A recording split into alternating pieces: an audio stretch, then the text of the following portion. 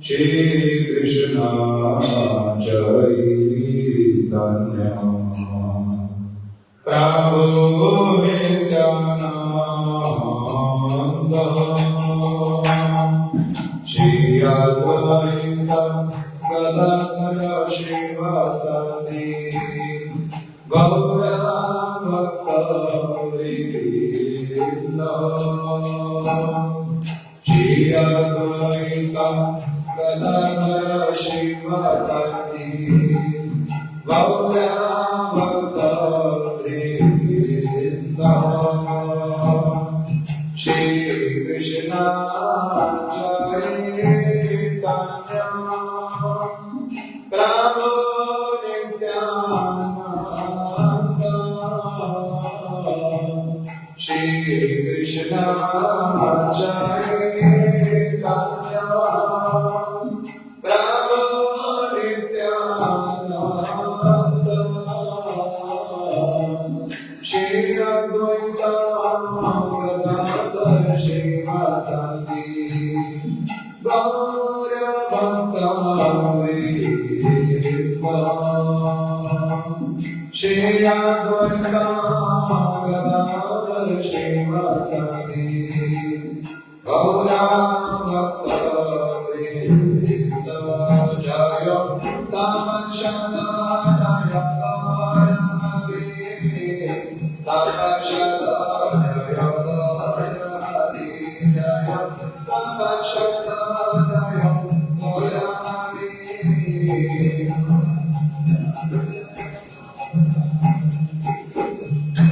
Varna Vipade Mura Akulam Varana Varna Vipade Mura Akulam Varana Kise Kula Bhavatar Napai Sandhana Kise Kula Bhavatar Napai Sandhana Na Ache Varama Vala Na Vijnana Vala Na Ache Varama Vala Na Vijnana Vala Yaga Yoga Tapovarama Na Ache Sambhala Yaga Yoga Tapovarama Na Ache Sambhala Nitanta Durgala Adi Najari Santara Nitanta Durgala Adi Najari Santara Everybody Amare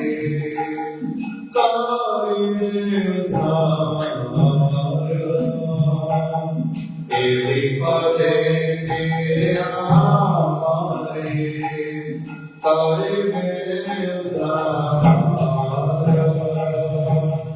Vishaya Kumiratame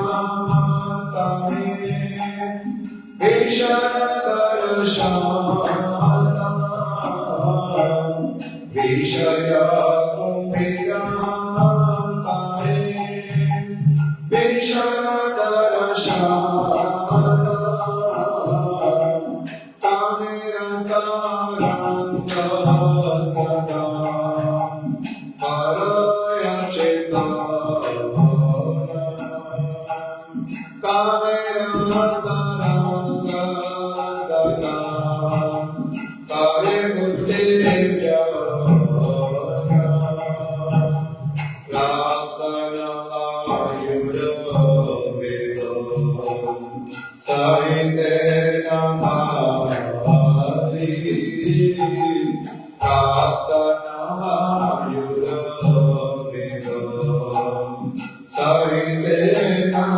पारे कांदिया से राम नाद के कंडारे कांदिया से राम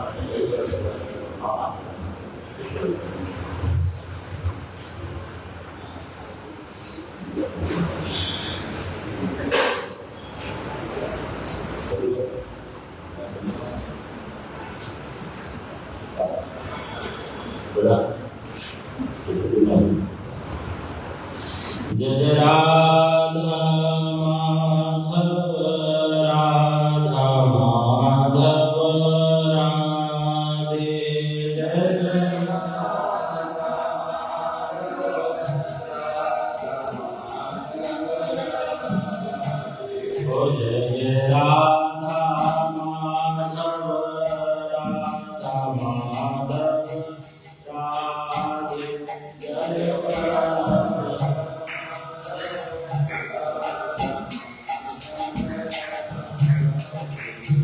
शीला जय शीला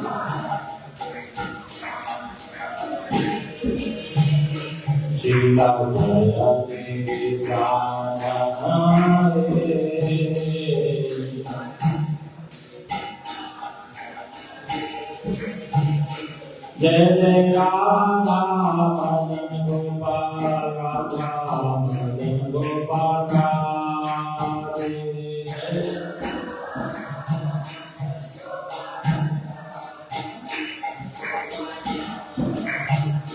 शीला सीता तेरे प्राण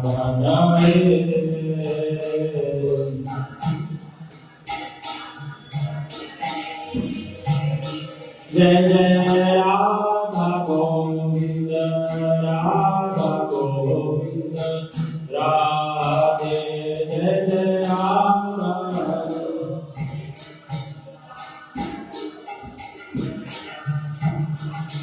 शीला गोस्वामी प्राण हे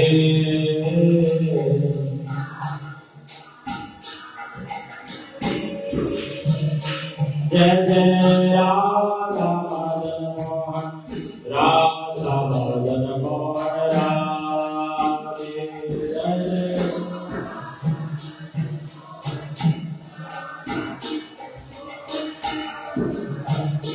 शीला सनातन प्राण हे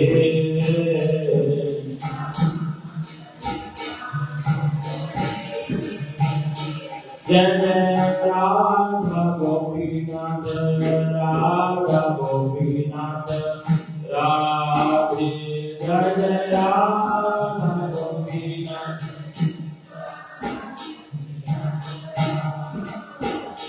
शीला मधु पंडित प्राण हे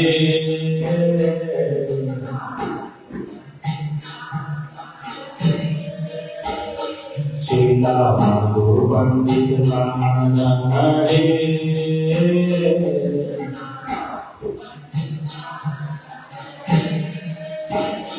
जय जय राधा दामोदर राधे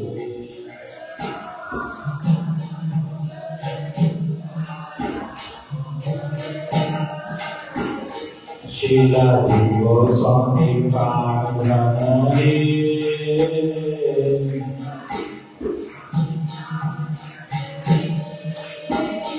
जय जय राधा रमण राधे जय जय राधा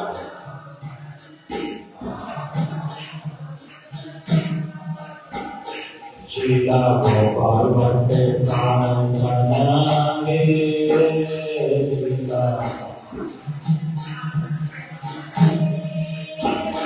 जय जय राधा विनोद राधे जय जय राधा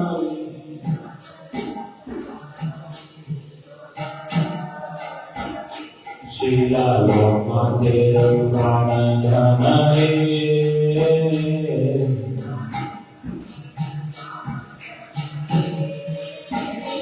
जय जय राधा गिरिधारी राधे जय जय राधा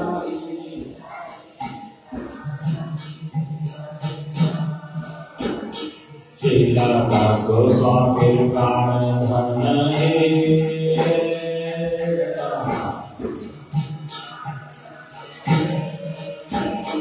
जय जय राधा श्याम सुंदर राधे जय जय राधा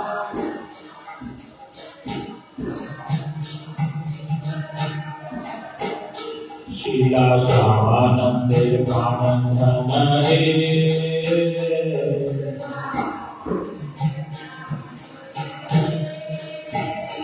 जय जय राधा कांत राधे जय जय राधा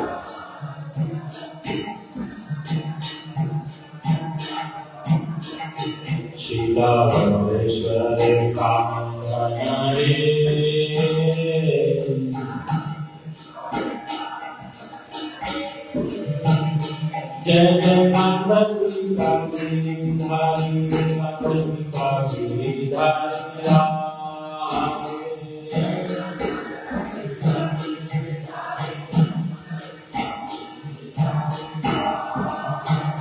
शीला प्रभुपाद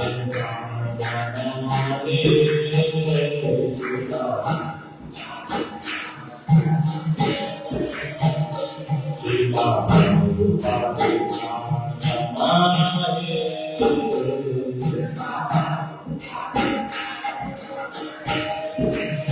ओ जय जय राधा बिहारी राम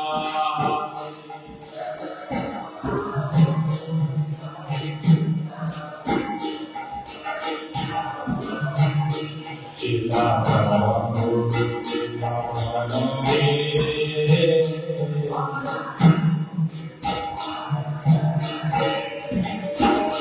जय जय राधा बिहारी राधा बिहारी राधे जय जय राधा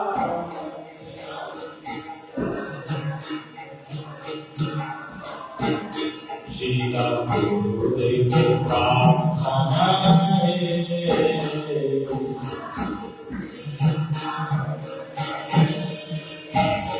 जय जय राधा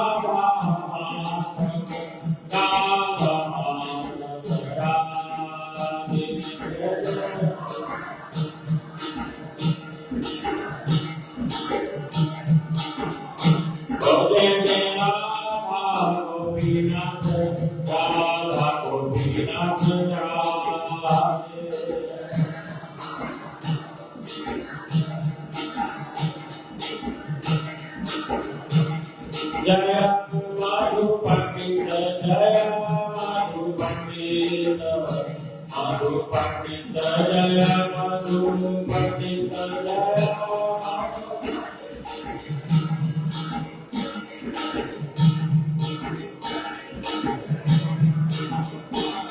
शुभति रोहामि शुभति रोहामि शुभति रोहामि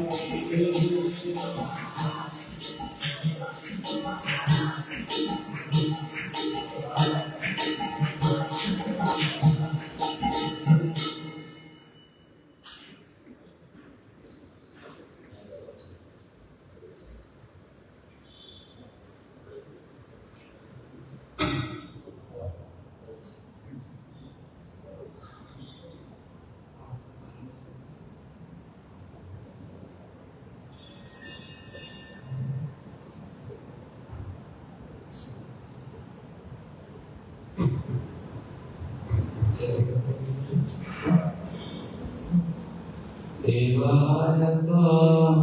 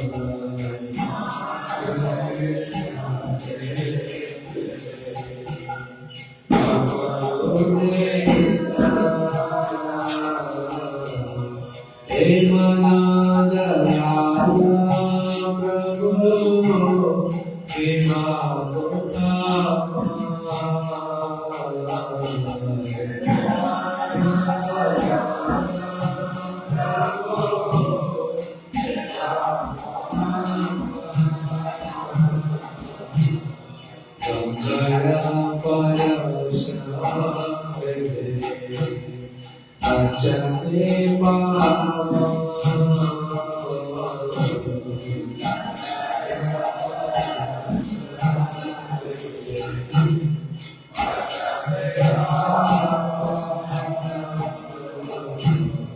दर्शने गोविंदा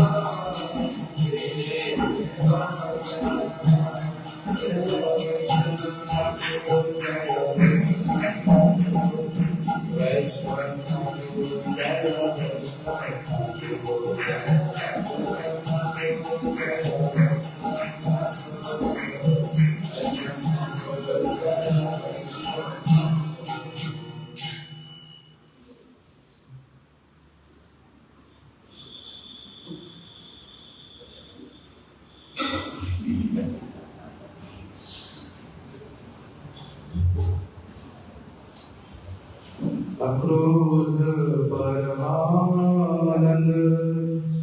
नित्यानंद राय अभिमान शून्य हृदय नगर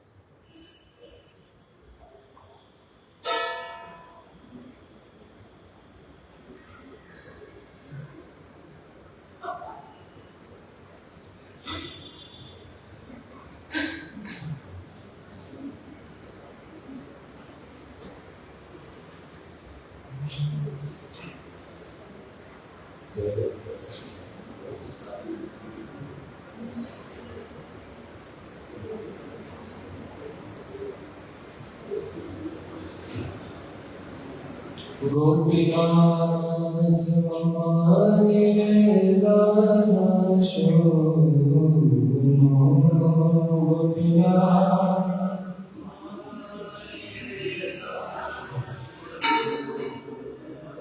गोपीनाथ हमारे गाना सुनो गोपीनाथ हमारे गाना Krishna Purjana Sadamarato Kichura Morato Krishna Purjana Sadamarato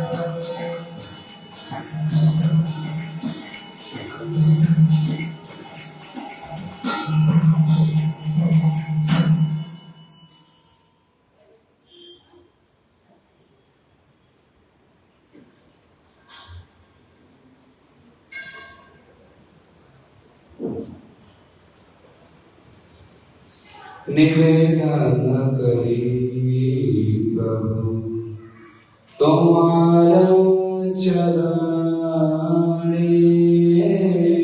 निवेदन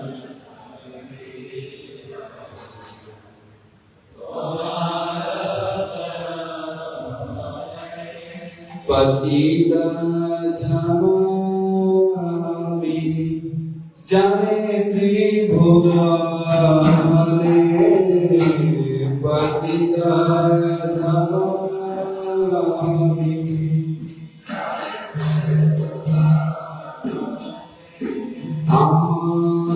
सर्व पापी नाहि जगत विदारे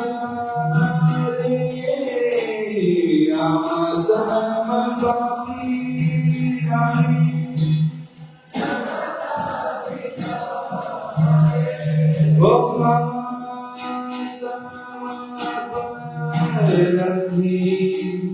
नाही कर संसारे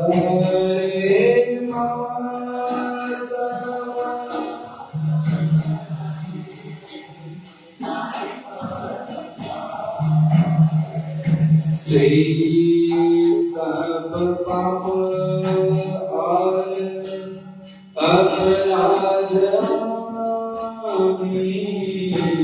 से सब पाप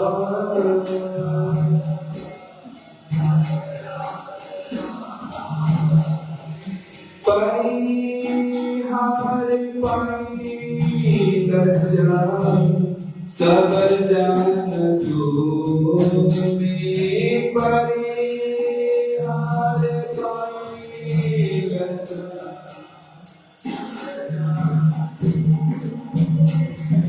तुम्ही बिना आमी लाई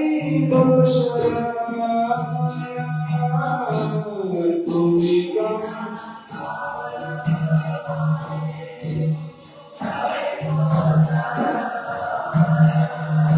तुम्ही सर्वेश्वर ब्रजेन्द्रनंदन तुम्ही जगत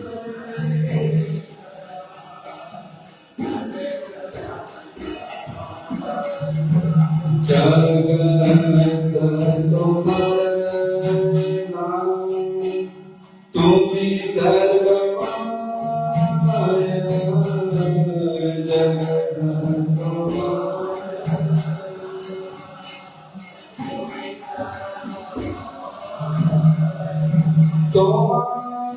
प्रति अपराध तुम्ही करो क्षमा प्रति अपराध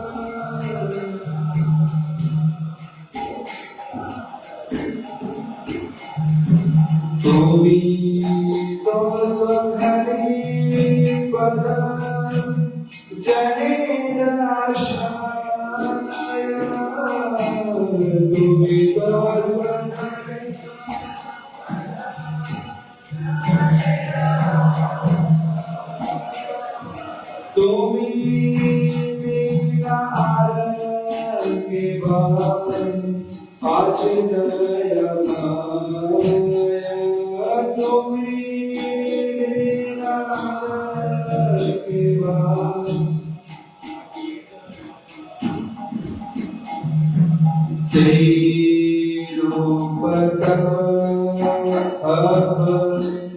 राधि जनया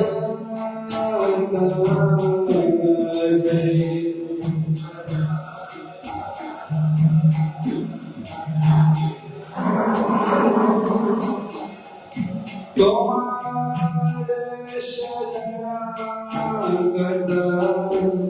भई वे सदा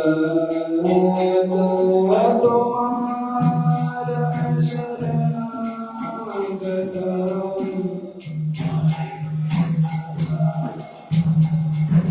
भगति विनोद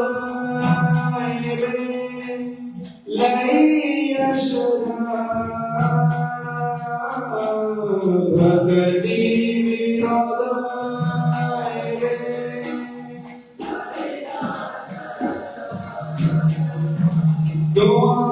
द्वापति करे आत्मसमर्पण द्वापति करे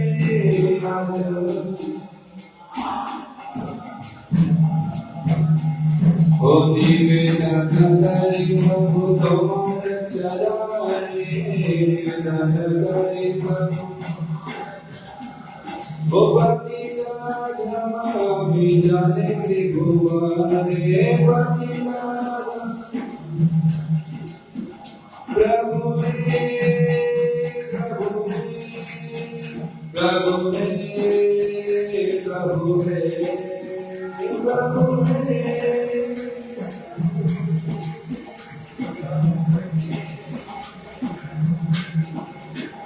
ठाकुर भक्ति विनोद भक्ति विनोद ठाकुर भक्ति विनोद ठाकुर भक्ति विनोद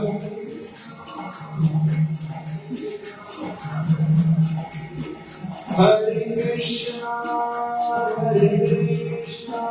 कृष्ण कृष्ण हरे हरे हरे कृष्णा हरे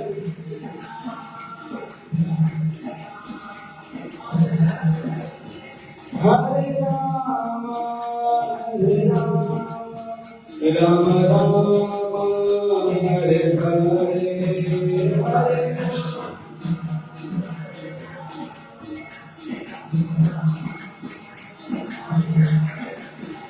हरे कृष्ण हरे Krishna Krishna Krishna Hare Hare Hare Ram Ram Ram Hare Hare Hare Krishna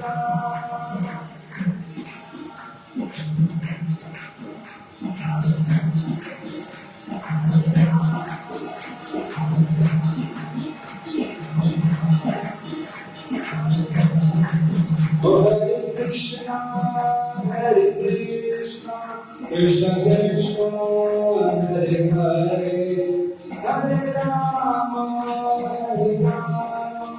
Rama Rama Rama Hare Hare Hare Krishna Krishna Krishna Hare Hare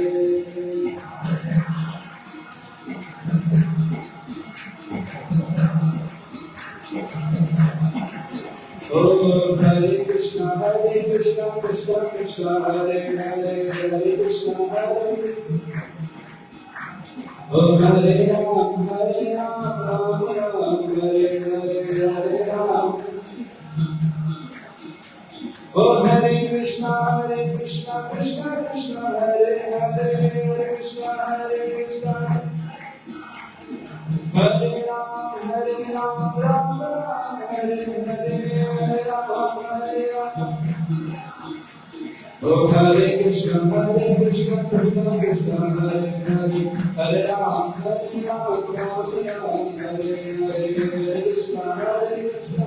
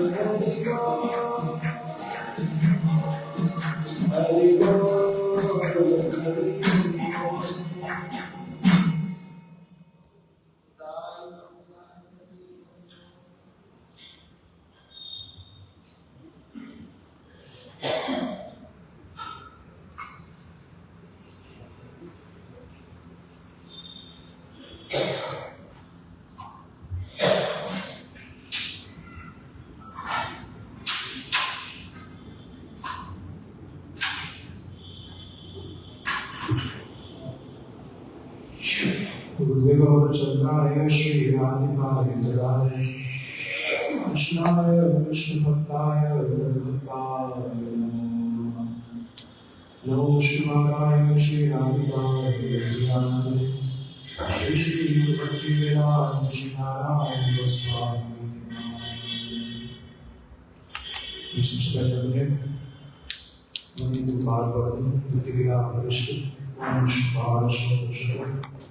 Shri Shri Shri Bhaktivedanta Shri Narayan Goswami महाराज के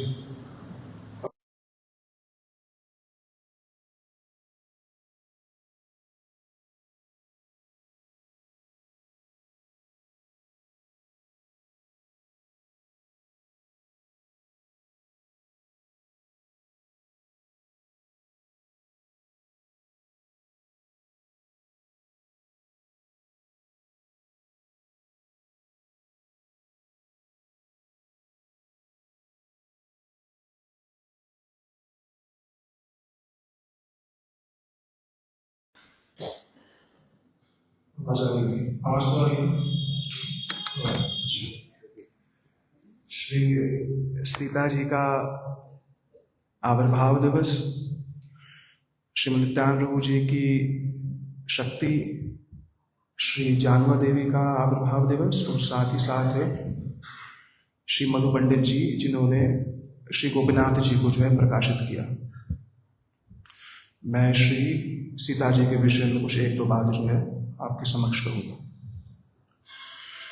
रामायण के आरंभ में एक श्लोक कहा गया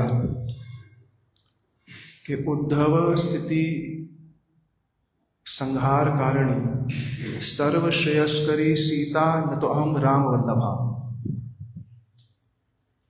उद्धव स्थिति संहार कारिणी सर्व क्लेश हारिणी सर्व श्रेयस्करी सीता न तो अहम राम वल्लभा। कह रही हैं कि मैं उन श्री सीता जी को प्रणाम करता हूँ जो कैसी हैं। वैसे तो श्री भगवान को, श्री रामचंद्र को, श्री कृष्ण को सृष्टि का उद्भव करने वाला, आरंभ करने वाला, उसका पालन करने वाला, उसका अंत करने वाला कहा जाता है। श्रीमद् तुलसीदास जी ने रामायण के आरंभ में कहा कि इस जीव रूपी जो सृष्टि है, एक सृष्टि भगवान बनाते हैं, ये जगत जो हमें दिख रहा है, पर जो भक्ति रूपी सृष्टि है, उस भक्ति रूपी सृष्टि का आरंभ करने वाली, उस भक्ति रूपी सृष्टि का पालन करने वाली और भक्तों के अनर्थों का नाश करने वाली न तो हम सीता राम वल्लभाम, मैं ऐसी श्री सीता जी को जो है प्रणाम करता हूँ। उनको वहां पर कहा गया कि सर्वश्रेयस्करी, सर्वश्रेय प्रदान करने वाली। संहार कारिणी के विषय में हमारे गुरु जी एक बात बताते हैं, उनका जन्म किस प्रकार से हुआ। संहार करने वाली आपने जो श्लोक बोला एक बार फिर से बताना। उद्धव स्थिति, उद्धव मतलब उद्भव माने जहाँ से जन्म, पहले उद्धव है, उद्भव या उद्धव दोनों है की बात है। उद्भव स्थिति संहार कारिणी सर्व क्लेश हारिणी सर्व श्रेयस्करी सीता न तो अहम राम वल्लभ। तो एक सृष्टि तो हम लोग ये देख रहे हैं, जो जगत है, इसको बनाने वाले, इसको चलाने वाले, इसका संहार करने वाले भगवान हैं। पर सीता जी के लिए क्यों कहा गया कि वो जन्म भी देती हैं, पालन भी करती हैं, संहार भी करती हैं। तो टीकाकारों ने वहां वर्णन किया जो भक्ति को जन्म दें, जो भक्ति का पालन करें और जो जीवों के हृदय में बैठे हुए अनर्थों का नाश करे, ऐसी संहारिणी जो श्रीमती सीता देवी हैं, उनको जो है मैं प्रणाम करता हूँ। बड़ा अद्भुत श्लोक उन्होंने वहां पर कहा है। अब संहारकारिणी के दो अर्थ हुए, एक तो जीवों के हृदय का अनर्थ नाश करना, दूसरा रावण के संहार में भी श्री सीता जी मुख्य रूप में है। गुरु जी इसका वर्णन कर रहे थे। गुरु जी कह रहे थे कि सीता जी की जन्म की कथा हम सब लोग प्राय जानते हैं कि जनक जी के राज्य में वर्षा नहीं थी। ऋषियों ने एक मत होकर के जनक जी से कहा कि आप क्या करिए, एक हल लीजिए और उस हल को चलाने के लिए आप और आपकी पत्नियां इत्यादि आप सब उस हल को खींचे। अब जब वो हल खींचने लगे स्वयं, तो जो हल का सित होता है, जिसको सित कहते हैं, जो पॉइंटेड भाग होता है, वो जाकर के भूमि में अटक गया और वहां से निकला एक कलश। अब ये कलश कहाँ से आया था? गुरुजी बता रहे थे कि रावण बड़ा उपद्रवी था। ऐसा उपद्रवी था कि सामान्य लोगों को छोड़ो, साधुओं से भी टैक्स लिया करता था। साधु लोगों को भी कहता था कि टैक्स दो। जो सारे के सारे जगत का मंगल करने वाले, उनको कहते हमें तुम्हें टैक्स देना पड़ेगा। ऐसा उपद्रवी था। भागवत जी में भी इस बात को कहा गया कि यत्र यत्र द्विजा गावा वेद वर्णाश्रम क्रिया। रावण जैसे लोगों का स्वभाव क्या है? जहां जहां पर वेद है, वर्णाश्रम है, जहां जहां पर सही से रूप से भक्ति का पालन कर रहा है, सबसे पहले रावण जैसे लोग ऐसे ही स्थान पर आक्रमण करते हैं। तो रावण के अनुचर गए ऋषियों के पास, कहा कि हमें आप कर दीजिए। ऋषियों ने कहा, हमसे कर मांग रहे हो? हमने तो अपना सारा जीवन जगत के कल्याण के लिए वैसे ही दे दिया है, हमसे कर मांग रहे हो?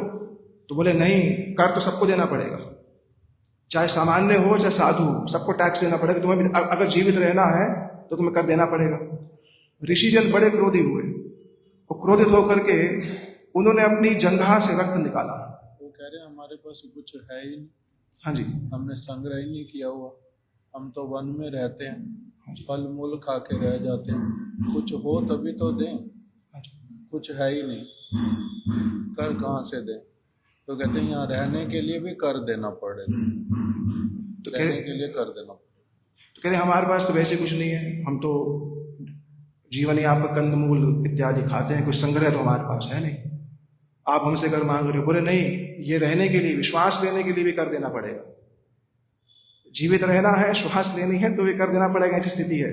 हमारे राज्य का श्वास ले रहे हो तो? हाँ, हमारे राज्य में श्वास ले रहे हैं। राज्य किसका है? रावण कह रहा है मेरा है।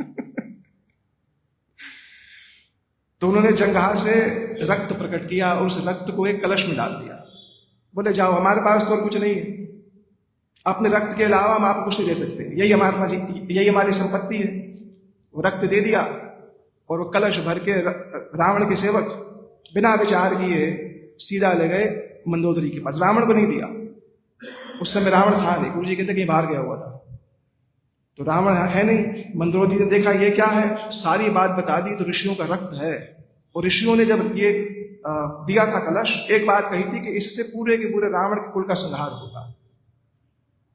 भागवत जी में एक स्थान पर और कहा गया कि जब तक अन्य अन्य ऋषियों और साधुओं पर हिरण्यकशिपु हिरण्याक्ष अत्याचार कर रहे थे, तब तक भगवान का प्राकट्य नहीं हुआ।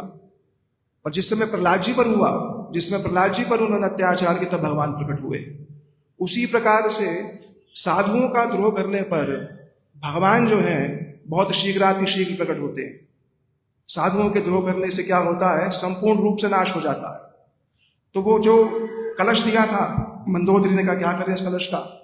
गुरु जी कह रहे भारत के दक्षिणी भाग पर लंका है और उत्तरी भाग पर हिमाचल पर्वत है। तो दक्षिण से लेकर के कहाँ गए, उत्तर की ओर गए और उस कलश को लिया। उस सेवक जानते नहीं थे इसका प्रभाव, सेवक इसका प्रभाव नहीं जानते थे। उन्होंने भूमि खोदी, केवल एक दो हाथ नीचे रख दिया। उन्होंने कहा यहाँ कौन आएगा? व्यक्ति सोचता है कि मेरे संहार का कारण क्या होगा। संहार का कारण माने जीव का किया गया जो कर्म है या उसका अपराध है, वो घूम फिर करके उस पर आएगा ही आएगा, कितने दूर भी उससे भाग लो। वो उस कलश को लेकर के एक तो हाथ नीचे दबा दिया। जब जनक जी हल उसको चला रहे थे, तो हल्का सित जब उस कलश पे टकराया तो उन्होंने कहा ये क्या है। जूं ही खोला तो उसमें वही कलश था जो उन्होंने छिपा रखा था। मानो भगवान के भक्त का किया गया जो अपराध है वो कहां से घूम करके वापस फिर जीव पर जो है आता है। शिव जी ने भी इस बात को कहा है भागवत जी में कि मैं तो अपना अपराध स्वयं लेता नहीं मैं तो अपना अपराध स्वयं लेता नहीं हूं, पर पार्वती जी ने कहा महापुरुष पाद पांसुली, महापुरुष की जो चरण धूली है वो जो अपराध ले लेती है। तो सीता जी जब उस कलश को निकाला उसी से ही आगे जा करके फिर सीता जी के प्राकट्य की कथा इसी को कही गई। रामायण के अंदर एक मुख्य बात श्री सीता जी के चरित्र की आती है अयोध्या कांड में।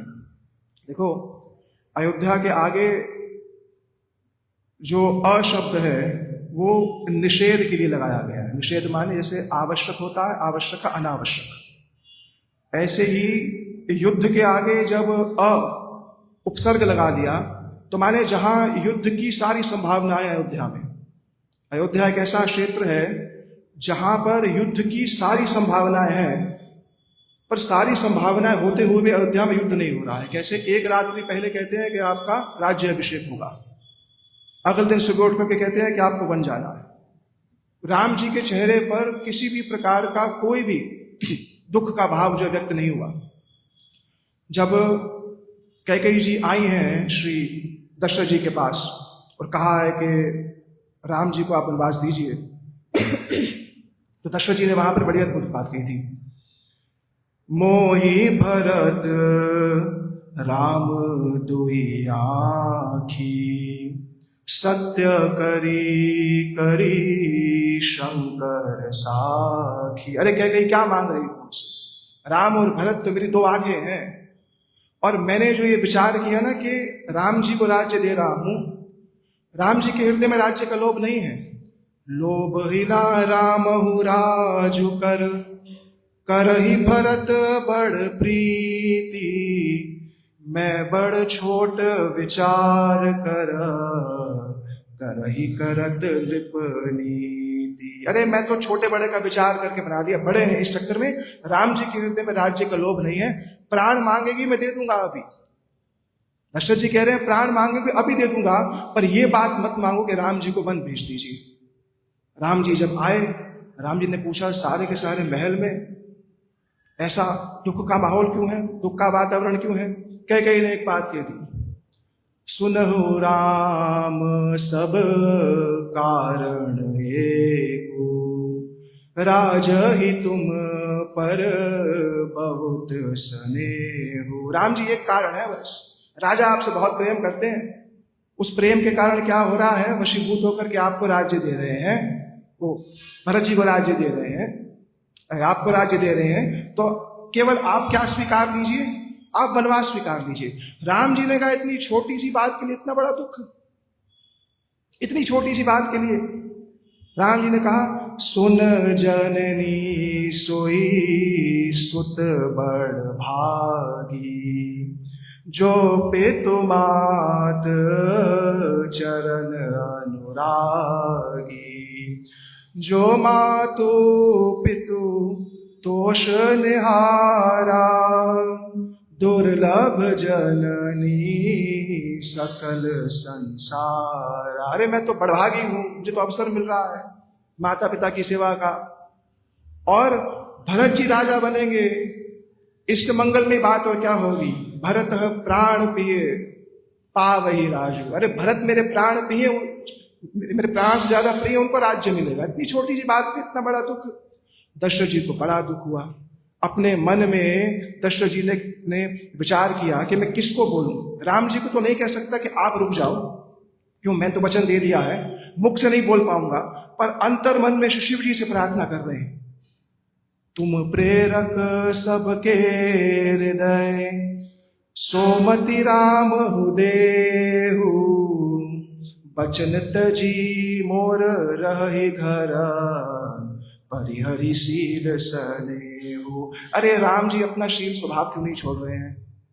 राम जी कैसे शील है, छोड़ दे आज के दिन अपना शील स्वभाव, कह दे मैं नहीं जाऊंगा, मैं तो नहीं रोक सकता, पर अगर राम जी स्वयं कहे मैं नहीं जा सकता, मैं नहीं जाऊंगा, तूने कौन, तो क्या करेगा? पर राम जी का जो शील स्वभाव है ना, उनकी जो सरलता है ना, यही उनका सबसे बड़ा शत्रु बना हुआ है आज के समय। आज अगर वो थोड़े से कठोर हो जाए, मेरे वचन का उल्लंघन करते, क्या हो गया?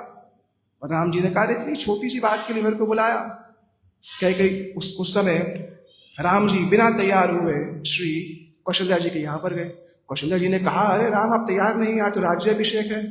राम जी ने कहा माता हाँ राज्य का अभिषेक तो है, पर एक बहुत बड़ा राज्य मिला है मेरे को। पितु मोहे दीन कानन राजू, जह सब भांति मोर बड़ काजू। अरे पिता ने मेरे को अयोध्या का छोटा सा राज्य दे रहे थे। भरत जी ने क्या है, बड़भागी नहीं है, मैं बड़भागी हूं। क्यों? भरत जी को तो छोटा राज्य दिया, मेरे को अयोध्या छोड़ करके वन का इतना बड़ा राज्य मेरे को प्रदान किया है। ऐसा राम जी का चरित्र। अब माता है क्रोध कर सकती हैं, कौशल्या जी क्रोध नहीं किया, क्योंकि जैसा स्वभाव श्री राम जी का वैसा ही स्वभाव किसका? कौशल्या जी का। सरल स्वभाव राम महतारी, बोले वचन धीर धरी भारी। बड़े धीर होकर के राम जी की मैया ने कहा अरे ये तो अच्छा हुआ, तात जाऊं बलि की नहनी को। अरे बड़ा अच्छा काम किया आपने, पिता की आज्ञा से बड़ा और क्या होता है। मन में तो मेरे हैं, मैं आपको कह दूं कि मेरे को भी ले जाओ, पर ये कहूंगी तो आपके मन में संदेह आ जाएगा कि मैं आपको रोकने का प्रयास कर रही हूं। अब ये सारा का सारा प्रकरण जब हो रहा था, सीता जी का वहां पर आगमन हुआ। सीता जी का जो ही आगमन हुआ, सीता जी इस सारे संवाद को देख रही हैं, कुछ कह नहीं रही हैं।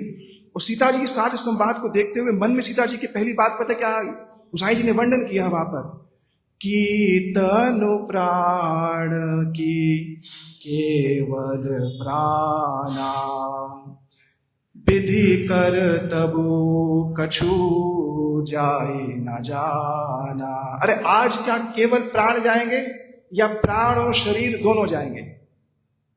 माने प्राण जाएंगे, अगर राम जी छोड़ गए तो क्या जाएंगे? प्राण जाएंगे। और राम जी साथ लेंगे तो क्या होगा? प्राण और तन दोनों एक साथ जाएंगे। आज भगवान क्या करने वाले, सीता जी कह रहे मेरे को पता नहीं है। और सीता जी के मन की जो दशा है ना उस समय, इतने अद्भुत शब्दों में श्री गोसाई जी ने वर्णन किया है। चारु चरण नख लेखति धरनी, नुपुर मुकुर मधुर कविवरनी, कह प्रेम वश बिनती करनी, हम ही सिया पद जिमी परिहरई। सीता जी अपने नाखूनों से पृथ्वी को कुरेद रही है, कुछ कह नहीं सकती है। वहां पर सास सामने खड़ी है, राम जी खड़े हैं, राम जी के सामने क्या कहेगी? अपने उन जो उनके नाखून है उससे पृथ्वी को कुरेद रही है। अब जब कुरेदती है ना, तो सीता जी के चरणों में नूपुर हैं। गोसाई जी कह रहे हैं कि नूपुर क्या हो गए? मुकुर मधुर कवि करनी। नूपुर वहां कुछ बोल रहे हैं। किससे? सीता जी से या राम जी से बोल रहे हैं। क्या बोल रहे हैं? अरे बोले हम आपके हाथ जोड़ते हैं, अगर ये वन जाएंगी ना तो हमें यहाँ छोड़ जाएंगे। हम ही सिया पद नहीं परिहर। नूपुर हमें यहाँ छोड़ ना जाए। नूपुर जो है कह रहे हैं क्योंकि वन जाएंगे तो छोड़ जाएंगे, हम वनवासी हो जाएंगे, क्या काम होगा हमारा? तो हमारा सीता जी से क्या, हमारा सीता जी से जो वियोग होगा वो वियोग ना हो जाए। कौशल्या जी ने अपने मन में धीरज को बांध करके एक बात कही। बोले अब तो ये जा ही रहे हैं, पर कहीं सीता जी के मन में ये ना आ जाए कि मैं भी साथ जाऊंगी। इसलिए सीता जी ना वन में जाए तो पहला पक्ष कौशल्या जी ने रखा वहां पर। कौशल्या जी बोली सुनहु तात सिय अति सुकुमारी। हे तात, ये तो बहुत बहुत कोमल है, ये तो सास ससुर परिजन ही प्यार। सास ससुर की बड़ी हम सब इनसे बहुत प्रेम करते हैं कि ये वन में ना जाए। और इनकी स्थिति कैसी है? मैं जब इनको घर में लाई थी ना, बड़े प्रेम से मैं इनको घर में लाई थी, भी कुछ ही दिन तो हुए मैं इनको लेकर के आई हूं घर में। और इनकी जनकपुर में तो ये स्थिति थी, इन्होंने आज तक अपने चरण को भूमि पर रखा ही नहीं है। पलंग पीठ तज गोद हिंडोरा। अरे पलंग तजती है तो कोई गोद में ले लेता है, पलंग को त्यागती हैं तो कोई वहां पर सिंहासन ले आता है, कोई पालकी ले आता है वहां पर श्री सीता जी के लिए। और आज तक सिए ना दीन पद अवनी कठोर, सीता जी ने आज तक अपने चरण को, भूमि को स्पर्श नहीं किया है। और ये कहाँ वन में जाएंगी राम आपके साथ, सिय कह भाती वन बस माही। अरे वन में कहाँ रहेंगी, क्यों? चित्र लिखित कपि देखी डराती। अरे भैया, दीवार पर भी किसी बंदर का चित्र देखते भयभीत हो जाती है। ये इतनी सुकोमल है, इतनी भीरू है, ये इतनी डरने वाली है ये, कि ये दीवार पर देखे हुए बंदर को देख करके भयभीत हो जाती है। तो ये कहाँ आपके साथ जाएंगी? मौन है, बिल्कुल कुछ नहीं कह रही है अब तक। राम जी ने भी कहा कि माता बात तो सही कह रही है, आपको माता के साथ ही रहना चाहिए, बड़ों की आज्ञा मानने सीता जी मंगल होता है, अगर आज आप जिद करेंगी तो भविष्य में अमंगल हो जाएगा। तो राम जी ने कहा आप ये मत सोचिए कि मैं आपको इसलिए रख रहा हूं कि मैं आपको साथ ले जाना नहीं चाहता। केवल और केवल माता जब मेरे विरह में जब दुखी होंगी ना, तब तुम कह कथा पुरानी, मेरी कोई बात सुना देना। जब माता मेरे को याद करके विकल हो जाए तो मेरी कोई बात सुना देना, और उस बात को सुनकर के इनका हृदय जो है वो शांत हो जाएगा, मैं इसलिए रख रहा हूं। और एक बात सुनो, केवल ये कारण नहीं है, वन बड़ा भयावह है भैया। वन में ऐसे पलंग इत्यादि नहीं मिलेंगे, ऐसे भोजन नहीं मिलेंगे, दास दासी नहीं मिलेंगे। भूमि असन बल कल वसन अमिय कंद मूल फूल, ते की सदा सब दिन मिलई सबई समय अनुकूल। अरे वो भी फल मूल खाएंगे ना, वो भी रोज मिलेंगे नहीं मिलेंगे पता नहीं। वन में तो भूमि हमारा आसन होगा, वन में तो वन के जो वस्त्र हैं वही हमें पहनने पड़ेंगे, कंद मूल फल इत्यादि वहां पर मिलेगा। ऐसी स्थिति में आप कहाँ रहेंगी? इतना बड़ा संवाद हुआ, सीता जी ने एक शब्द अब तक नहीं बोला, एक शब्द नहीं बोला। अब जब कहने का अवसर आया, बोली आज कह देती हूँ, हो सकता है निश्चय तो कर लिया है मेरे को यहाँ छोड़ करके जाएंगे, फिर भी अपने मन की बात कह देती हूँ। कहती है मेरे को वैसे आप दोनों के मध्य में कुछ कहना नहीं चाहिए, मैं आपसे बहुत छोटी हूँ, आप दोनों के मध्य में कुछ कहना नहीं चाहिए। पति की आज्ञा तो मेरे को संपूर्ण रूप से पालन करनी ही चाहिए, और आप तो माँ हैं, आपके सामने मैं क्या कहूंगी, पर फिर भी मैं एक बात कह देती हूँ, इतना कह देती हूँ, अगर राम जी मेरे को यहाँ छोड़ गए तो मेरे प्राण अवश्य ही जाएंगे, इसमें कोई संदेह नहीं है। अगर राम जी मेरे को यहाँ छोड़ गए तो मेरे प्राण अवश्य ही जाएंगे। और क्या सीता जी ने कहा, प्राणनाथ करुणातयन सुंदर सुखद सुजान। ये प्राणनाथ करुणातयन, हे करुणा स्वरूप श्री रामचंद्र, आपको क्या हो गया? इतने कठोर हो गए आप, इतने कठोर हो गए कि आपने ये सोच भी कैसे लिया कि मैं यहां पर आपके बिना रह पाऊंगी?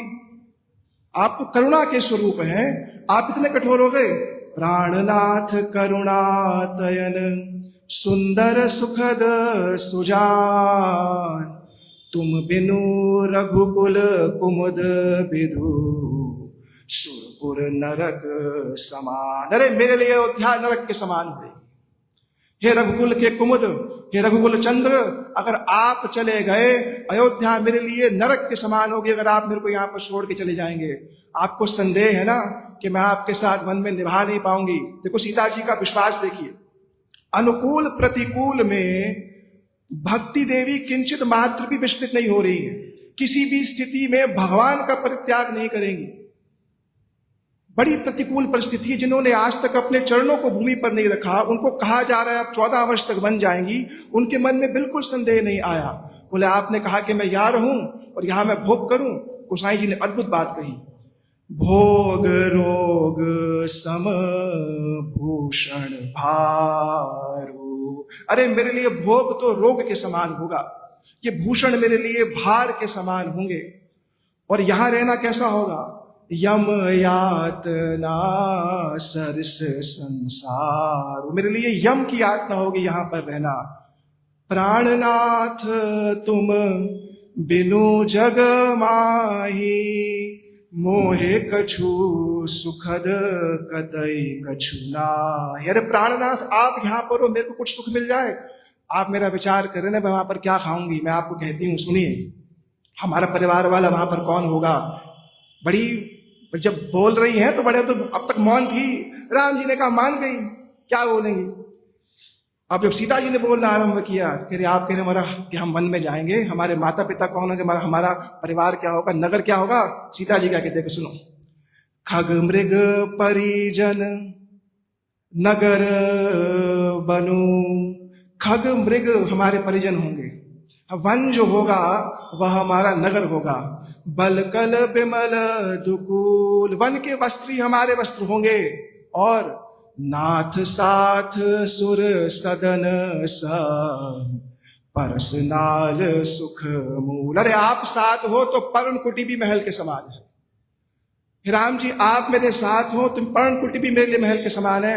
आप बोलते हैं क्या खाऊंगी मैं, अमीय कंद फूल आहार। आप कंदमूल खाएंगे तो मैं भी खा लूंगी। अच्छा आप तो अवध की रानी बनकर के आई थी, अरे आप जहां हैं शत शत अवध मेरे लिए वहीं पर ही। हे श्री रामचंद्र आप जहां हैं वहीं शत शत हैं, क्यों। और इतने में दुख नहीं मिलेगा आपको वहां पर। वहां तो वन में तो बड़ा दुख है, आंधियां चलती हैं, बड़े बड़े निशाचर घूमते, कहीं आपको पकड़ के ले गए।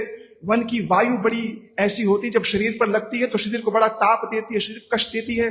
कहाँ रहेंगी आप, कंदराओं से जाना पड़ेगा, पर्वतों से जाना पड़ेगा। बोले प्रभु ये सब होगा, पर एक सबसे अच्छी बात वहां पर क्या होगी पता है क्या, आपके जो चरण है ना, छेन छेन प्रभु पद कमल बिलो की रही दिवस मुदित जिमी को की। अरे चंद्र को जैसे चकोर देखता है, ऐसे ही आपके श्री चरणों को देख करके मुझे कोई भी कष्ट नहीं होगा। आपने तो वन के बहुत सारे दोष बताए, वन के बहुत सारे दोष बताए ना आपने। वन दोष नाथ कह बहु तेरे, आपने बहुत सारे दोष बताए, पर मैं सबसे बड़ा आपको बताऊं, वन का दोष सही है, पर आपका वियोग में एक क्षण के लिए भी नहीं सह सकती। प्रभु वियोग लवलेश समाना, सब मिली होई ना कृपा निधाना। अरे लवलेश भी, वन का जो दुख है आपके वियोग के सामने कुछ नहीं है। आप संशय करोगे मैं तो आज तक कभी वन में चली नहीं, मैं चलूंगी तो आप पर बोझ बन जाऊंगी, आपको मेरे को उठाना पड़ेगा, मेरे लिए व्यवस्था करनी पड़ेगी। मैं आपसे कहती हूँ मैं बिल्कुल भी आपसे कुछ नहीं मांगूंगी, आप बस मेरे को अपने निकट रखो। बस सेवक स्वामी के निकट हर अवस्था में रह सकता है, और स्वामी के वियोग में चाहे उसको कितना भोग मिल जाए वो उसके लिए विष के समान होता है। सीता जी ने कहा मैं जब चलूंगी आपके पीछे आपको नहीं कहूंगी कि मैं थक रही हूं। सब भांति पिय सेवा करी, अरे मैं तो आपकी हर भांति से सेवा करूंगी। मार्ग जनित सकल श्रम हरि, वो मार्ग में आप थक जाएंगे तो कभी आप वहां पर होंगे ना, तो मैं आपको लेकर के एक वृक्ष के नीचे बैठूंगी, और वृक्ष के नीचे बैठ करके बड़े ही प्रसन्न मन से आप पंखा इत्यादि करूंगी। अरे जब आपके शरीर पर जो श्रम के बिंदु दिखेंगे, पसीने की जो बूंद दिखेंगी, उसको देख करके मेरे को अपने दुख का समय का होगा। दूसरी बात आपने कहा वन में निशाचर घूम रहे हैं, अरे किसकी हिम्मत है मैं आपके साथ चलूंगी जो मेरी ओर देख लेगा। को प्रभु संग, मैं आपके साथ चलूंगी, मोही चितवन हारा, कौन मेरी ओर देख सकता है। अरे ये खरगोश सियार हमारी ओर क्या देखेंगे, रामचंद्र आप हमारे साथ चल रहे हैं। ऐसी ऐसी बात सीता जी ने कही। राम जी ने तो बहुत तर्क दिए थे कि आप मत जाओ, सीता जी ने उससे भी उत्तम तर्क कह दिया कि निवेदन है बस मेरा, आप स्वीकारे ना स्वीकारे। राम जी ने केवल एक ही वाक्य बोल दिया, चलो अब मन बना ही लिया तो सब के सब चलो। ये सीता जी का अद्भुत चरित्र श्री अयोध्या कांड के मध्य में श्री तुलसीदास जी ने कहा तो भक्तों के हृदय का अनर्थों का नाश करने वाली, सर्व श्रेय प्रदान करने वाली, सेवा की साक्षात प्रतिमूर्ति, त्याग की साक्षात प्रतिमूर्ति, अनुकूल प्रतिकूल परिस्थिति में प्रभु का बिल्कुल परित्याग ना करने वाली ऐसी श्री सीता जी का आज मंगलमय जो आविर्भाव दिवस है, उनके श्री चरणों में, समस्त श्री रामचंद्र जी के परिकरों के चरणों में, गुरुपाद पद्म समस्वरूपान गुरु परंपरा के चरणों में पुनः पुनः यही निवेदन कि ऐसी निष्ठा के सम दुखम धीरम स्वमृतत्वाय कल्पते, कि चाहे समान हो, दुख हो, सुख हो, स्वमृतत्वाय कल्पते की स्थिति हो जाए, यही उनके श्री चरणों में पुनः पुनः जो है प्रार्थना है। बोलो श्री सीता देवी की जय।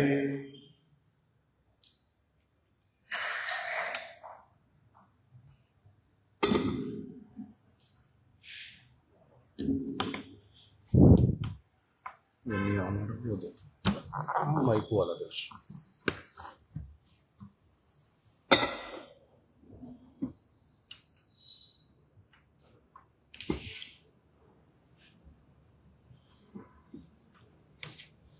मुकुंद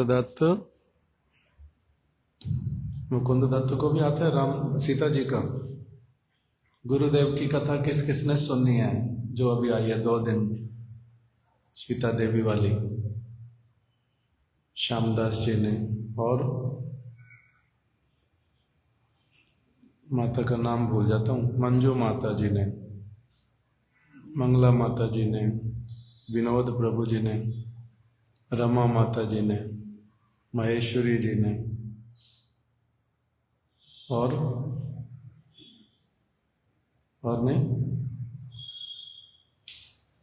गुरु जी की कथा जो है बहुत सिंपल किंतु बहुत अच्छी वाली कथा सब समय आती है, प्रत्येक दिन कथा गुरुदेव वाले सुनने से अच्छी तरह से उल्टा सबको समझ आएगा, है ना। सुननी चाहिए वो वाली कथा। आप हैं उस ग्रुप में हैं, हमारे केशव प्रभु ना वासु प्रभु इत्यादि के माध्यम से गौड़िया रसामृत गुरुदेव के, क्या बोलेंगे उसको, क्या व्हाट्सएप ग्रुप का नाम, व्हाट्सएप ग्रुप का नाम है गौड़िया रसामृत। उसमें प्रत्येक दिन गुरुदेव की कथा आती है, एक इंग्लिश में एक हिंदी में, नित्य प्रति। उसको ज्वाइन करना चाहिए और उसमें सुनना चाहिए कथा को। जैसे आज सीता नवमी है तो गुरुदेव की कथा 3-4 दिन पहले से ही आती जा रही है, ताकि तिथि आते आते एक व्यक्ति क्या हो जाता है, अच्छी तरह से जो तिथि को पालन करने के लिए योग्य हो जाता है, कुछ उसमें भावना अच्छी आ जाती है। क्योंकि जब तक किसी की महिमा नहीं सुनो तो वो भावना नहीं आती, महिमा सुनेंगे तो भावना आएगी अलग प्रकार की। आज है सीता नवमी, सीता नवमी की सभी को बधाई हो। सीता नवमी जैसे राम, क्या नाम है, राम नवमी कुछ दिन पहले किया। भगवान श्री कृष्ण का है जन्माष्टमी, अष्टमी तिथि, राधा अष्टमी राधा जी की, उन दोनों का तिथि है अष्टमी। और भगवान रामचंद्र जी का नवमी, सीता जी का भी नवमी, सीता नवमी।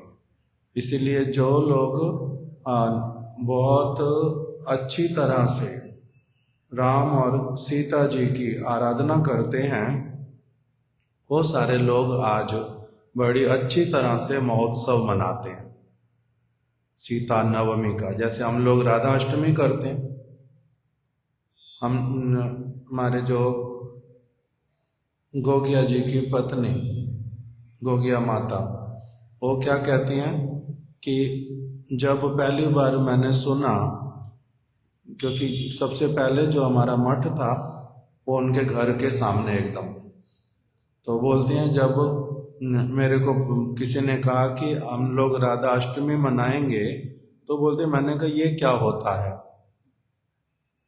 राधा अष्टमी कभी सुना ही नहीं था। इसी तरह से बहुत सारे लोगों को सीता नवमी का भी पता नहीं है, अभी प्रचलन नहीं है, बहुत सारे लोगों को पता ही नहीं है। कैसे पता चलता है, जब कोई अच्छी तरह से उसका उत्सव इत्यादि मनाए। जैसे राम नवमी का कैसे पता चलता है सभी लोगों को, अथवा कृष्ण जन्माष्टमी का कैसे पता चलता है, क्योंकि अलग अलग स्थानों पर जो भक्त लोग हैं वो ये महोत्सव मनाते हैं अच्छी तरह से, तभी फिर क्या होता है, संसार में सभी लोगों को ये बात पता चलती है कि अच्छा ये वाली तिथि है, ऐसे उत्सव मनाते हैं। तो इसी प्रकार से सीता जी के विषय में भी सीता नवमी का बहुत सारे लोगों को नहीं पता। नहीं तो सीता नवमी भी जो भक्त लोग हैं वो लोग बड़े अच्छी तरह से ही पालन करते हैं। सीता नवमी भगवान श्री कृष्ण और उनकी शक्ति श्रीमती राधिका, भगवान श्री रामचंद्र और उनकी शक्ति श्री सीता देवी। एक साथ में क्या बोलते हैं? शक्ति शक्तिमान। शक्ति के बिना शक्तिमान का अस्तित्व नहीं होता और शक्तिमान के बिना शक्ति का अस्तित्व नहीं होता।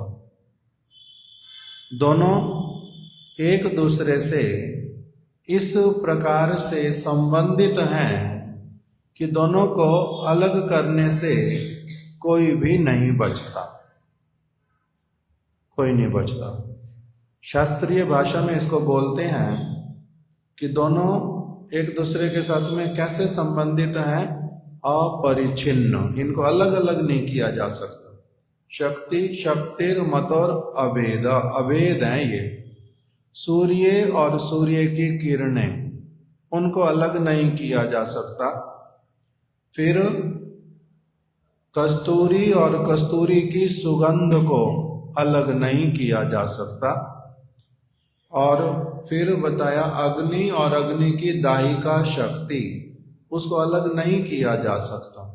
सूर्य है तो उसमें से किरणें निकलेंगी, किरणें हैं तभी तो सूर्य है। तो दोनों का नाम अलग अलग होने पर भी दोनों एक दूसरे से ऐसे जुड़े हुए हैं जैसे कि एक आत्मा और दो नाम। नाम दो हैं, आत्मा एक ही है। इसीलिए फिर दूसरी तरफ बोल दिया, केवल माधव पूजाए सो अज्ञानी, राधा अनादर करे अभिमानी।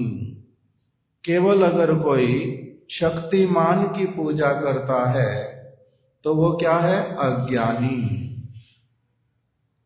और अगर कोई केवल शक्ति की आराधना करता है, शक्तिमान की आराधना नहीं करता, वो भी अज्ञानी। क्यों?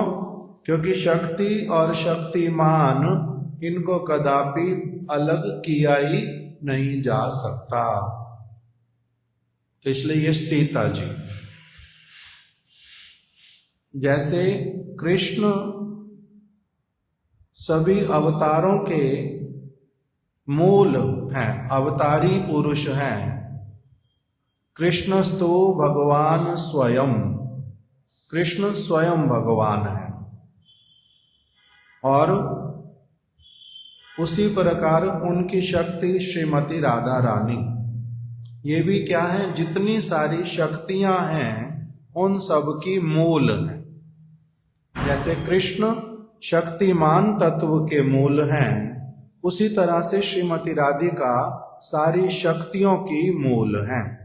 उमा, रमा, सत्या, शची, चंद्रा, रुक्मिणी, राधा अवतार सबे आम नाये वाणी। उमा पार्वती जी, रमा, रमा किसका नाम? लक्ष्मी। उमा रमा, रमा का मतलब लक्ष्मी। लक्ष्मी कौन सी लक्ष्मी? जो नरसिंह भगवान के साथ में लक्ष्मी वो भी, जो नारायण भगवान के साथ में लक्ष्मी वो भी, जो रामचंद्र जी के साथ में सीता जी वो भी, ये सारी जो लक्ष्मियां रमा, सारे के सारे ये कौन है? उमा रमा। सत्या, सत्यभामा, उमा रमा सत्या। शची, शची मतलब इंद्र की जो शक्ति। उमा रमा सत्या शची। चंद्रा, चंद्रावली। रुक्मिणी, रुक्मिणी देवी। जितने भी सारे शक्ति तत्व हैं ये सबको क्या कहते हैं? राधा अवतार सबे। ये सभी राधा जी के अवतार हैं। जब कृष्ण राम के रूप में अवतरित होते हैं तो राधा रानी सीता जी के रूप में अवतरित होती हैं। ये उनका तत्व है, ये उनका तत्व है। जैसे राधा रानी कभी किसी प्रकार से प्रकटित होती हैं, कभी गर्भ से प्रकटित होती हैं, कभी वृषभानु कुंड में कमल के ऊपर दर्शन देते हुए प्रकटित हो जाती हैं। कभी कलावती कन्या हिमालय की पुत्री के रूप में अपना जन्म ग्रहण करती हैं। जिस भी किसी प्रकार से करे वो है कौन? राधा रानी, कृष्ण की मूल शक्ति। उसी प्रकार से श्री सीता देवी का इनका जन्म जो है, इनका जन्म वो उनकी इच्छा अनुसार, जब जैसे उनको प्रकटित होने की इच्छा होती है वैसे वो प्रकटित हो जाते हैं। इसलिए इनको बोलते हैं अयोनि, अयोनिजा। सीता जी कौन है? इनका किसी 84 लाख योनियों में से किसी भी योनि से जन्म नहीं होता। कैसे जन्म होता है? अयोनिजा। ये कैसी हैं? इनका किसी के गर्भ से जन्म होता नहीं है, ये अपनी इच्छा से जब जहां प्रकटित होना चाहती हैं वहीं प्रकटित हो जाती है। इस प्रकार से बताया। तो इसीलिए जनक महाराज जी के यहाँ पर, किसके यहाँ पर? सीता जी का हो, उधर राधा रानी का हो, कृष्ण भगवान का हो, किसके यहाँ पर ये लोग जन्म ग्रहण करते हैं? किसके यहाँ प्रकटित होते हैं? जो उस प्रकार के पवित्रता को धारण करने वाले, विशेष प्रकार के जिनके गुण होते हैं, जो भगवान के परम परम भक्त होते हैं, उनके यहाँ पर जन्म लेते हैं। तो जनक महाराज जी के यहाँ पर इनका जन्म हुआ। जनक महाराज जी की स्थिति क्या बताई? जनक महाराज जी का गिनती किया 12 महाजनों में। कहां से प्रारंभ हुआ? स्वयंभू, नारद, शंभु, फिर कुमार, कपिलो, मनु, फिर प्रहलाद, जनको, भीष्म, व्यासकी, बलि, व्यासकी, वयम। तो जनक जी का नाम आया बीच में। 12 महाजन मतलब 12 ऐसे वाली पर्सनैलिटी हैं। 12 मतलब 12 संख्या में ऐसी वाली ये पर्सनैलिटी हैं जो 12 की 12 पर्सनैलिटी, इनको एक साथ में कहते हैं ये है महाजन। महाजन मतलब मनुष्य के रूप में बहुत श्रेष्ठ, इनको मनुष्य नहीं कहा जा सकता, ये है महाजन। फिर इन सब का मत जो है वो एक ही। ये सभी लोग बहुत पवित्र रूप में, बहुत शुद्ध रूप में, बहुत ही भावनाओं के साथ अच्छी तरह से हृदय से ये क्या करते हैं? भगवान की विशेष विशेष आराधनाएं करते हैं। भगवान इनसे बड़े प्रसन्न रहते हैं ये सभी के प्रति। और इन सब का भगवान के साथ में बहुत घनिष्ठ संबंध, अटूट इनकी श्रद्धा, इनकी भावनाएं। जगत की वस्तुओं से इनका कोई लेना देना नहीं। तो इसीलिए जो इतनी उच्च अवस्था वाले जो भक्त लोग, उन्हीं में ही से कौन है? जनक जी भी एक है। इसे जनक जी के यहां पर जन्म ग्रहण किया। जनक जी को क्या लगा? बताया कि जनक जी के यहां पर एक बार अनावृष्टि हुई। अनावृष्टि मतलब अतिवृष्टि, मतलब बहुत अधिक वृष्टि। अनावृष्टि मतलब बहुत कम वर्षा, अथवा नहीं हुई उसको भी अनावृष्टि कहते हैं। वर्षा होती नहीं बिल्कुल भी, प्रजा बहुत दुखी है। तो राजा के मन में बार बार आता है जनक जी के कि ये मेरे ही किसी पाप का फल है। मेरी सारी प्रजा दुखी क्यों होएगी? नहीं तो मेरे पाप होंगे, मेरे पाप के फल के कारण ऐसा हो रहा है।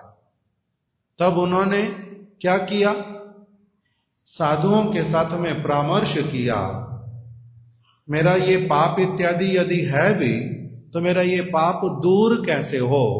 आप लोग कृपा करके कुछ उपाय बता दो। तब उन्होंने उपाय क्या बताया कि आप पृथ्वी देवी की सेवा करने के लिए स्वयं प्रस्तुत हो जाओ, और फिर जो जल देवता, वायु देवता, उन सब से आप स्वयं प्रार्थनाएं करो कि मैं देखो खेत को तैयार करके प्रस्तुत हूं, बिल्कुल बीज डालने के लिए भी मेरा अभी सारा कुछ तैयारी हो गया है, आप कृपा करके क्या करें, जल वर्षण करें। ऐसी अपनी प्रस्तुति पूरी दिखला करके प्रार्थना करने से अच्छा होगा।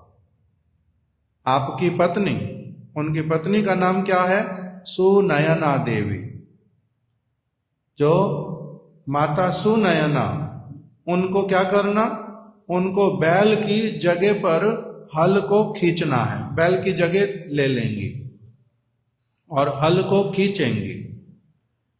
अर्थात यद्यपि मैं महारानी हूं, जनक जी जो है वो राजा हैं, राजा होने पर भी ये जो सारी प्रजा जो अभी दुखी है, हम इनसे अलग कोई हैं, हम लोग भी इनके ही समान, हम सभी एक ही हैं।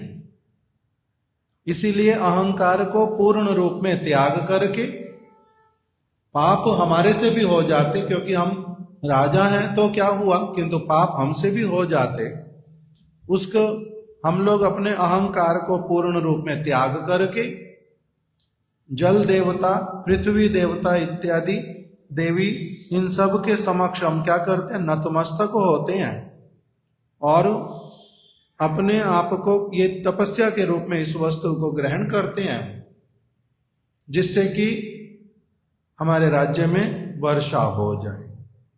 तो ये तो भूमिका बन गई, बैकग्राउंड। किसी चीज को स्टार्ट करने के लिए जैसे कोई भी नाटक, नाटिका अथवा फिल्म इत्यादि प्रारंभ करते, कुछ ना कुछ उसमें पहले क्या करते हैं, कोई आपको खेत दिखा देंगे, गाड़ी दिखा देंगे, सड़क दिखाएंगे, कोई उस पर चलता हुआ आएगा, उसके विषय में थोड़ा थोड़ा बताना प्रारंभ करेंगे। ऐसे तो प्रारंभ करते हैं ना कहीं से। तो उसी तरह से भगवान राम, भगवान और सीता जी की जो लीला, उनकी जो इच्छा इस जगत में आकर के बहुत सारी अच्छी अच्छी शिक्षाओं को जो देना है, उसके लिए उन्होंने जो भूमिका प्रारंभ की वो यहीं से प्रारंभ है। जनक जी के राज्य में अनावृष्टि हो गई, साधुओं ने परामर्श दिया, आप लोग क्या करो, खेत को जोत दो, ऐसे ऐसे करो। तो वही वो करने लगे। और फिर दूसरी तरफ उनको क्या मिल गया, वहीं पर ही एक कलश मिल गया, घड़ा मिल गया। उसमें कौन प्रकटित हो गई, छोटी सी एक बालिका, अत्यंत सुंदरी।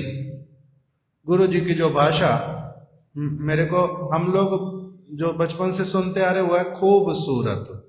और गुरु जी क्या कहते हैं, सुना ध्यान से, खूबसूरत। तो हो सकता वही हो, किंतु गुरुदेव की भाषा में यही वाला शब्द, सीता जी बहुत खूबसूरत। और भी अलग तरह से बोल रहे हैं वो, उनका भाषा कुछ और है, ऐसे वाला भी नहीं है, कुछ और। तो जैसा भी हो, तो बालिका सीता जी वहां पर प्रकटित हुई और जनक महाराज जी अत्यधिक प्रसन्न चित्त हो गए। ओ, हमारे तो बालक था, बालिका नहीं थी। जिस समय उनको सीता जी मिली, उनकी बालिका नहीं थी। बड़े प्रसन्न चित्त हो गए, आश्चर्यचकित भी हुए, ये कैसा बात है। भूमि को जोतते हुए कलश मिला और कलश के भीतर, कलश बंद है अच्छी तरह से, पहले उसको खोलते समय पता नहीं चला उसके भीतर में क्या है। लगा इसमें कुछ हो सकता, कोई अशर्फी होएगी, सोना चांदी होएगा, कोई और मणियां होंगी, किसी ने रखा होगा संभाल करके, बड़ी अच्छी तरह से उसकी पैकिंग होकर के रखी थी। तो पहले तो उनको इसी प्रकार से लगा। जब उसको खोला तो उसमें से निकला कौन, सीता जी बालिका के रूप में। उसमें भरा क्या गया था, अभी बताया था पूरी कथा को, कि रावण के राज्य से जो उसके लंका में जो वहां पर उस समय कौन सा स्थान है, जिसको गुरुदेव ने नाम भी लिया, कोई एक स्थान जहां पर बहुत सारे साधु वहां पर भजन करते थे, दंडकारण्य।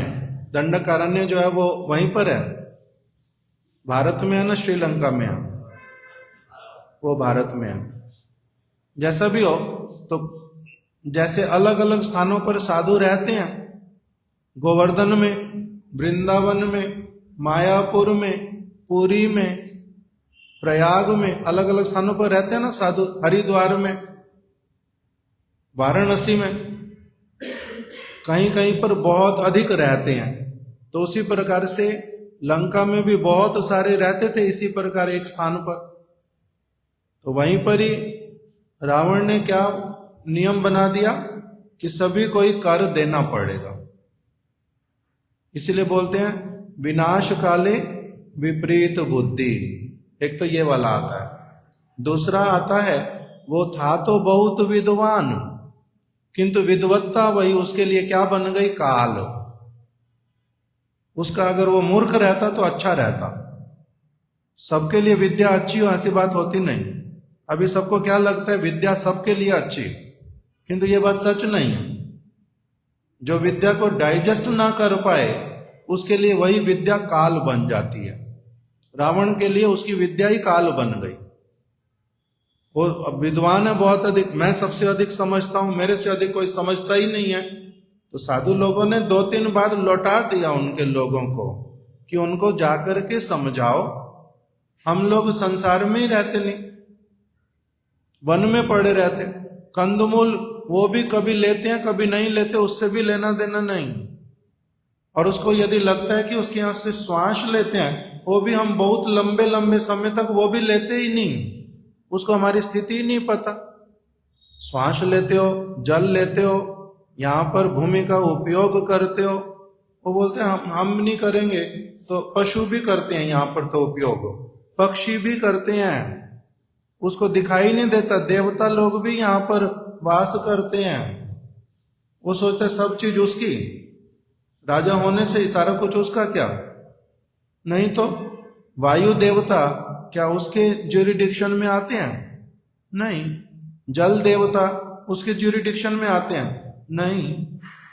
बहुत सारी चीजें हैं जो राजा, उसके राजा के पद पर बैठने वाले व्यक्ति की भी, इस राज्य की, वो सारी चीजें उसकी थोड़ा ना है। देवताओं की भी नहीं है वो सारी चीजें, वो सारी चीजें भगवान की हैं। इतनी भी बात समझता नहीं और क्या जानता है कि मैं सबसे बड़ा विद्वान हूं। उसको बहुत बार समझा करके भेजा, समझता नहीं, बार बार आ जाते हैं फिर से कोई और बात लेकर के। तब उन्होंने क्या कहा, हमारी संपत्ति अगर हमें कुछ दिखलाई पड़ती है तो यही शरीर है, और उसमें भी फिर मांस लेना तो मांस ले जाओ, कुछ काट के दे देते हैं, रक्त लेना तो रक्त ले जाओ। उनको समझ ही नहीं आया। इन्होंने क्या किया, अपनी जंघाओं से रक्त निकाल निकाल के थोड़ा थोड़ा थोड़ा थोड़ा सभी ने लेके घड़ा भर के दे दिया। वो रक्त से सीता जी कैसे प्रकटित हो गई? घड़े में तो रक्त था, वो लेकर के चले गए। रावण को देने में भयभीत हो रहे हैं कि क्या दे, क्या कहेगा, क्या करेगा हमारे साथ, तो पता नहीं। इसलिए किसको दे दिया जाकर के? उनकी पत्नी मंदोदरी को। तो दे तो दिया उन्होंने, साथ साथ में श्राप भी सुन करके आ गए। जो ऋषि लोग, उन्होंने बोल दिया कि यही जो है इसकी जो चित्त वृत्ति और जो ये रक्त जो तुम लेकर के जा रहे हो, यही उसका मृत्यु का कारण बनेगा। तो अभी उसकी मृत्यु का कारण बन गया। रक्त तो दे दिया, घड़ा दूर हटवा दिया अपने स्थान से, दूसरे स्थान पर भेज दिया। बन क्या गया वो? उसमें से सीता जी प्रकटित हो गई। इसका अर्थ क्या हुआ? इसका अर्थ क्या हुआ? वो जो साधु थे, वो कौन थे? वो ऋषि, वो राम और सीता जी के भक्त थे, भगवान के भक्त थे।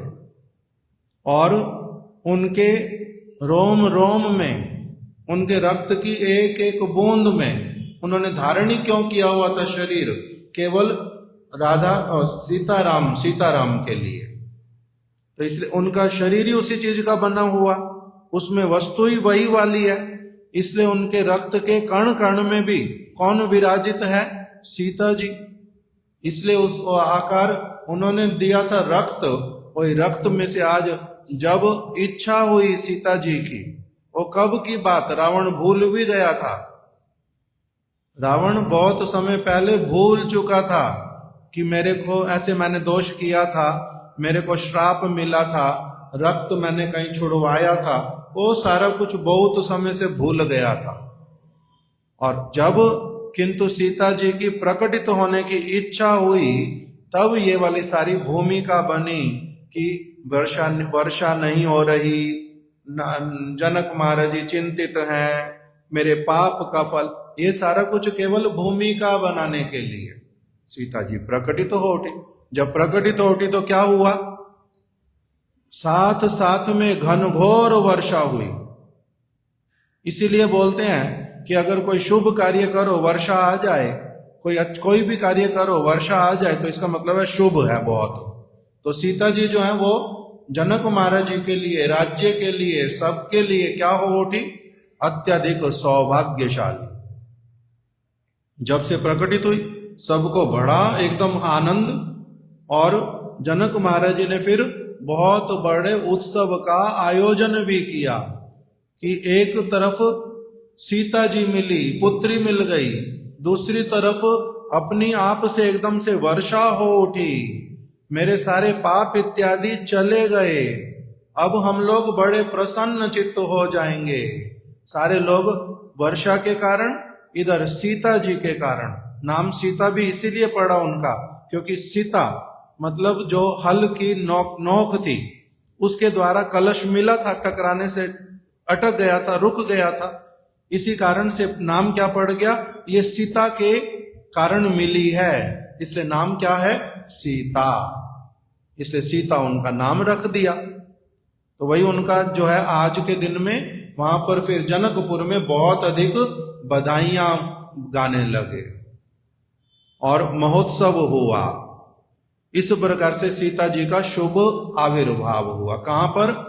मिथिला में। मिथिला में अभी मिथिला बोलते तो उसको, हमारा केशव प्रभु अभी होके आए थे।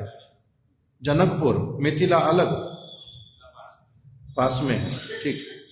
जनकपुर, मिथिला, वहीं पर उनका क्या हुआ? अब आनंद महोत्सव वहां पर किया गया। सीता जी दिन प्रतिदिन बड़ी हुई, तब गुरुदेव ये वाली सारी कथाएं सुना रहे हैं, उसमें कह रहे हैं कि कैसे एक दिन जनक महाराज जी उनको कहीं जाना था, उनके पास में शिव धनुष था, बहुत बड़ा, भार भी बहुत अधिक है। वो नित्य प्रति उन शिव जो धनुष था, जनक महाराज जी उसकी पूजा करते थे शिव जी के समान।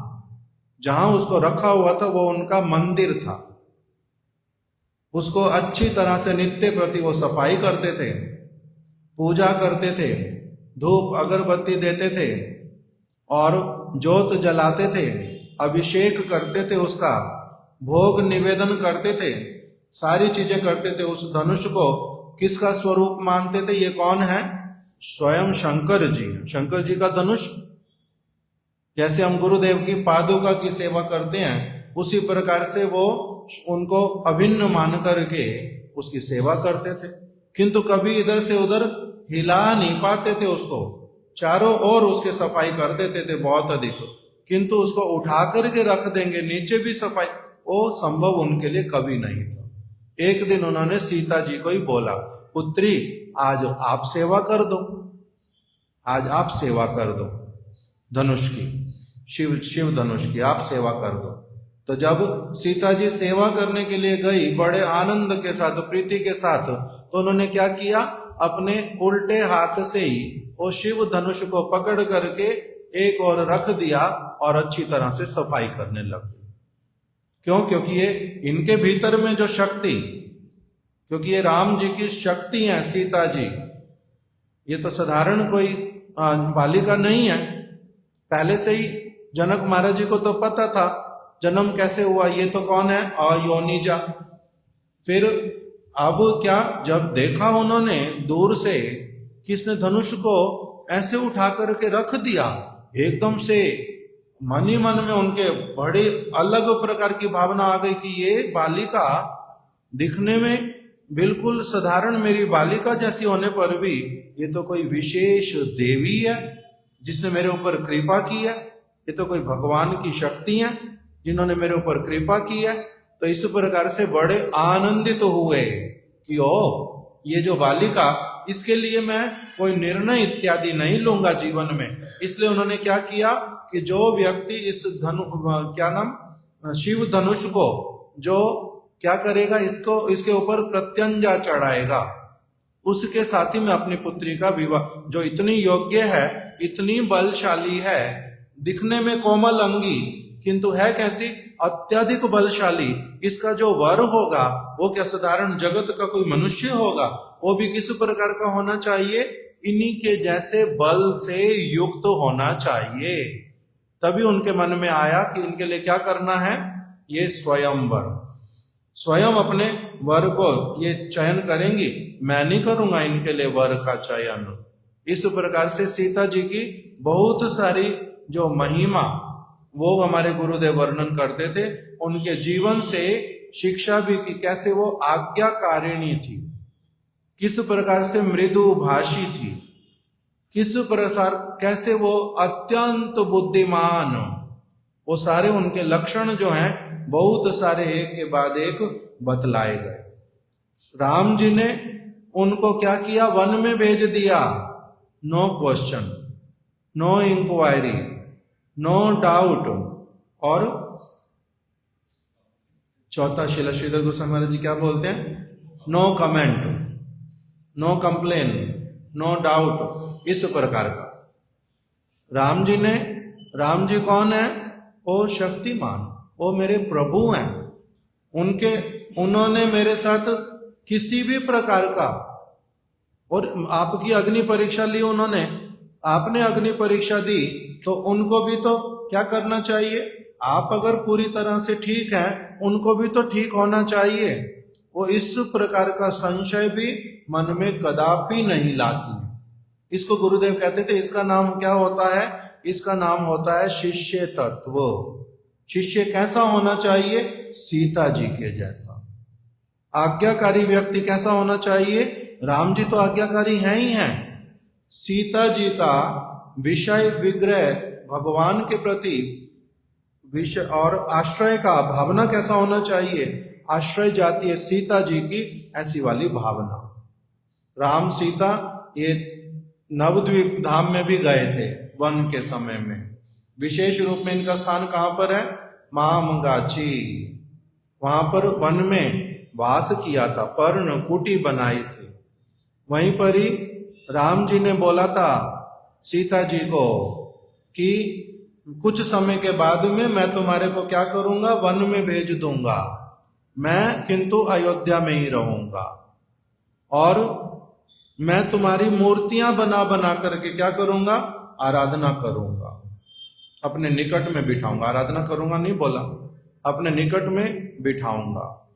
और दूसरी तरफ से क्या होगा, जब मैं गौरांग महाप्रभु के रूप में आऊंगा तब तुम स्वयं तो नवद्वीप धाम में रहोगी, किंतु मैं ही वन में चला जाऊंगा, और जैसे मैं तुम्हारी मूर्तियां बनवाऊंगा ऐसे तुम भी मेरी मूर्ति बना के मेरी आराधना करोगी। ये सारा वार्तालाप हुआ था नवद्वीप धाम में। तो इसलिए ये जो सारी चीजें वहीं पर, इसलिए गुरुदेव हमारे को ये सीता जी की किस प्रकार की भावना, राम जी ने वन में भेज दिया, उनके मन में कोई असुविधा ही नहीं, कोई भी असुविधा नहीं, मेरे साथ गलत किया है, राजा हो गया तो इसलिए जैसा मर्जी कर सकते हैं, मैं इनके साथ 14 वर्ष उल्टा वनवास में गई, अब फिर भी मेरे को ऐसे किसी साधारण व्यक्ति के कहने पर मेरे को वन में भेज दिया, इस प्रकार का कोई बात उनके मन में नहीं आता। क्यों, मेरे साथ में मेरे प्रभु जो कुछ भी करेंगे वो किसके लिए करेंगे, सबके मंगल के लिए करेंगे, मेरे भी उसमें मंगल, बहुत बड़ा मंगल निहित है, ये उनके हृदय की भावना रहती थी। तो इस प्रकार से सीता देवी की आज हमने कुछ कुछ महिमा अभी श्रवण की, और आज श्री जहानुआ ठाकुरानी जी का भी शुभ आविर्भाव दिवस है। नित्यानंद शक्ति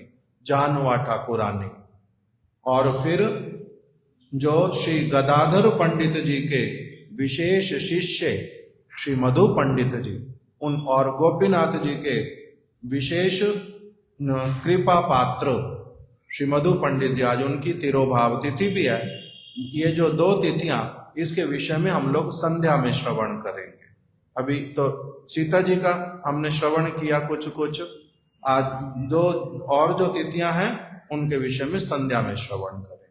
वांछा कल्प तरुभ्यश्च कृपा सिंधुभ्य एव च पतितानां पावनेभ्यो वैष्णवेभ्यो नमो नमः। श्री सीता देवी की जय, श्री जहानुआ ठाकुरानी की जय, श्री मधु पंडित जी की जय। तिथि पालनकारी समस्त भक्त वृंद की जय।